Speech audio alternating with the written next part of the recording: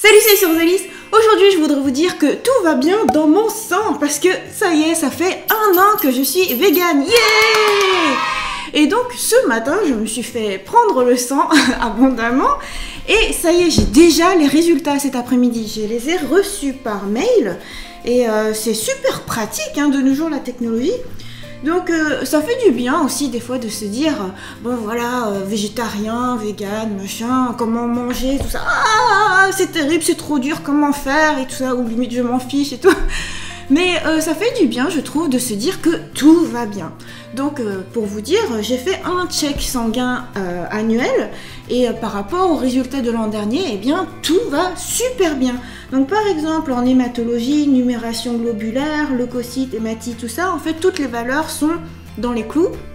Parce que, je sais pas si vous avez l'habitude de regarder des analyses de sang, mais il y a toujours des tranches. Et à partir de là, sa valeur, si elle est dans la tranche, eh bien tout va bien. Enfin bon, bref.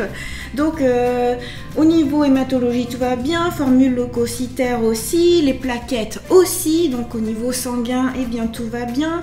Ensuite pour la biochimie sanguine, la créatinine va bien, la clairance aussi, l'urée aussi. Ionogramme, alors là peut-être que ça parlera un peu plus à tout le monde.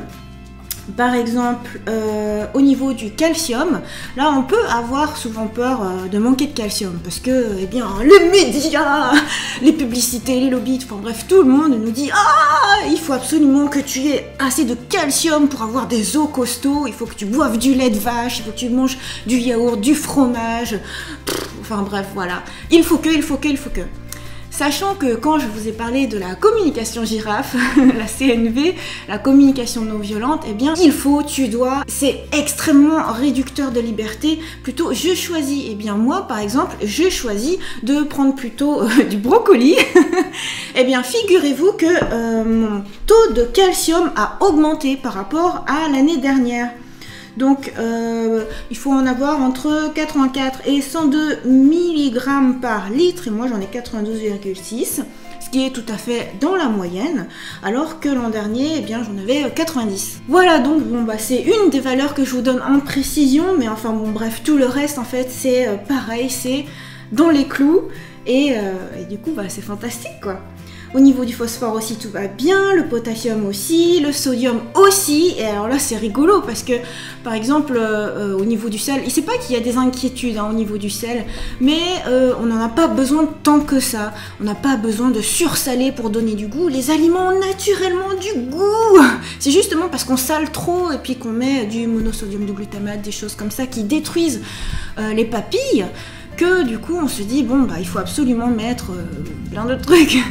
Donc voilà, donc notamment quand je vous avais fait une vidéo à propos de diminuer le sel, un régime hyposodé dans le cadre d'une insuffisance cardiaque, donc c'était toutes les réflexions qui partaient de l'accident cardiovasculaire de mon père, enfin bon bref, l'infarctus. Et en tout cas, moi, avec lui, j'ai vraiment diminué drastiquement mon apport en sel, c'est-à-dire pas mon apport, mais mon surrajout, mon supplément de sel. Enfin, vous voyez quoi, genre s'il y a un plat qui arrive sur la table, une bonne table française, il y a toujours un poivrier, un salier, voilà, et le sel, Mais non, je fais plus ça. Et en fait, mon sodium, en tout cas, va super bien. Et ensuite, le plus beau, le fer. Parce que pour tout bon végétarien, on se dit « Oh, le fer, tu vas manquer de fer !» De toute manière, à chaque fois qu'on change quelque chose, on se dit « Ah, tu vas faire des carences et tout ça !» Mais au contraire, le changement, c'est maintenant. Non, mais le changement, ça a du bon, surtout quand c'est un changement en conscience. C'est-à-dire qu'avant, je pense que je faisais pas vraiment attention à ce que je mangeais. Et là, depuis que je mange vegan, en fait, je cherche à mieux équilibrer, à manger mieux. Et donc, autant pour le calcium, je vous dis, je prenais un brocoli, mais ça aurait pu être du tofu, des amandes, des épinards. Et bien, pour le faire, par exemple, eh bien, je prends des noix. Davantage de noix que je ne mangeais avant. En fait, avant, je mangeais jamais de noix, de noisettes ou de quinoa. Et en fait, c'est rempli de fer. Donc, j'ai un meilleur apport en à peu près tout ce qu'il y a de bien. Et voilà, et du coup, c'est fantastique. Donc, je vous montre un petit peu que ça va bien parce que j'aime bien voir le bon côté des choses. J'aime bien, en fait, dire que faire un geste pour la planète, pour les animaux, pour sa santé, c'est quelque chose qui est facile.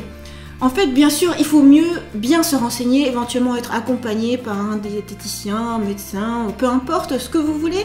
Moi, je trouve que si, par exemple, vous regardez YouTube, ça veut dire que vous êtes déjà à l'ère moderne. Eh bien, il y a beaucoup de ressources sur Internet, des chaînes YouTube, bien sûr, mais aussi des sites web, Association végétarienne de France, des groupes Facebook aussi, notamment des groupes Facebook pour la B12, parce que oui, il faut se supplémenter en B12. Enfin, il faut juste mieux ne pas en manquer.